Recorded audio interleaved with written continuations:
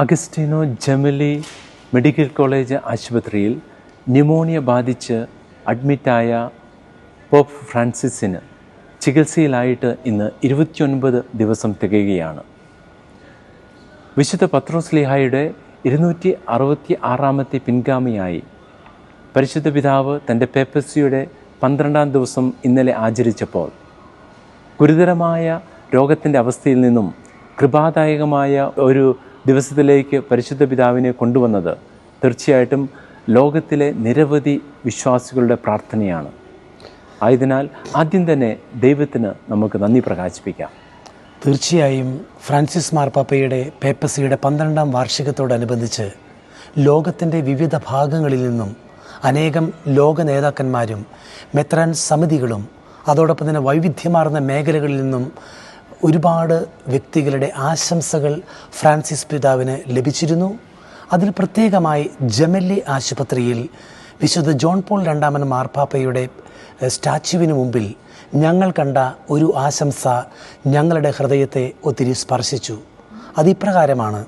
റോമിലെ റിപ്പബ്ലിയ ജയിലിൽ നിന്നും ഫ്രാൻസിസ് മാർപ്പാപ്പ എത്രയും പെട്ടെന്ന് സുഖപ്പെടട്ടെ എന്ന് ആശംസിച്ചുകൊണ്ട് എഴുതിയ ഒരു ആശംസയാണ്.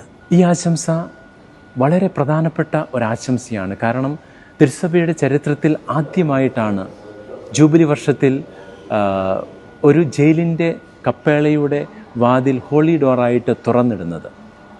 പരിശുദ്ധ പിതാവ് ഡിസംബർ മാസം 24-ാം തീയതി വൈകുന്നേരമായിരുന്നു സെൻറ്റ് പീറ്റർ ബസിലിക്കയുടെ ഹോളി ഡോർ ലോകത്തിന് മൊത്തമായിട്ട് തുറന്നത് ജൂബിലി വർഷത്തിൽ.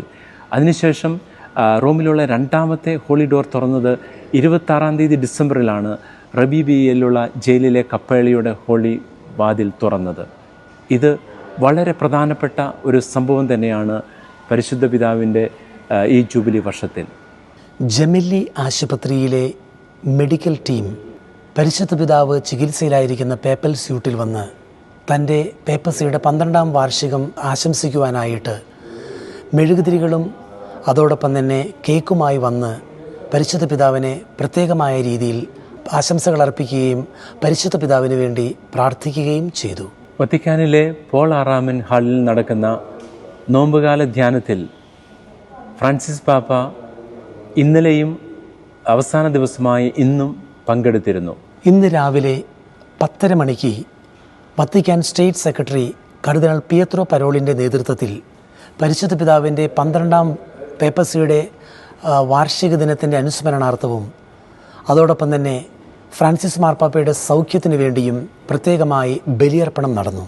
ഈ ബലിയർപ്പണം നടന്നത് വത്തിക്കാനിലെ അപ്പോസ്റ്റോളിക് പാലസിലെ സെൻറ്റ് പോൾ ചാപ്പലിലാണ്. പരിശുദ്ധ പിതാവിൻ്റെ ആരോഗ്യത്തിനും സൗഖ്യത്തിനുമായിട്ട് ബലിമത്തെ പ്രത്യേക പ്രാർത്ഥനകൾ ഉയർന്നിരുന്നു. പതിവ് പോലെ വത്തിക്കാൻ സ്ക്വയറിൽ ഫ്രാൻസിസ് മാർപ്പാപ്പയുടെ ആരോഗ്യത്തിനും സൗഖ്യത്തിനും വേണ്ടി ഇന്നും ജപമാല പ്രാർത്ഥന ഉണ്ടായിരിക്കുന്നതാണ്.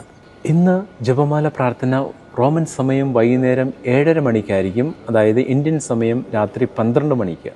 എല്ലാ വിശ്വാസികൾക്കും മറ്റുള്ളവർക്കുമെല്ലാം പങ്കെടുക്കുവാനുള്ള അറേഞ്ച്മെൻറ്റ് ഇതിനായിട്ട് ചെയ്തിട്ടുണ്ട്. അതുപോലെ തന്നെ ഓൺലൈനിൽ പങ്കെടുക്കുവാനുമുള്ള സാഹചര്യം ഉണ്ടായിരിക്കുന്നതാണ്. പരിശുദ്ധ പിതാവിൻ്റെ ആരോഗ്യത്തിന് വേണ്ടി നാം ഈ ദിവസങ്ങളിൽ പ്രാർത്ഥിക്കുന്നത് പോലെ തുടർന്നും ശക്തമായി നമ്മുടെ പ്രാർത്ഥനകൾ നമുക്ക് തുടരാം. ശുഭസൂചകമായ ഈ വാർത്തകൾ പരിശുദ്ധ പിതാവിനെ സൗഖ്യത്തിലേക്ക് നയിക്കട്ടെ എന്നും നമുക്ക് പ്രാർത്ഥിക്കാം. ജെമിലി ഹോസ്പിറ്റലിൽ നിന്നും ഗുഡ്നസ് ചാനലിന് വേണ്ടി ഫാദർ ജോബി പോളിനോടൊപ്പം ഫാദർ ജോജി പോൾ.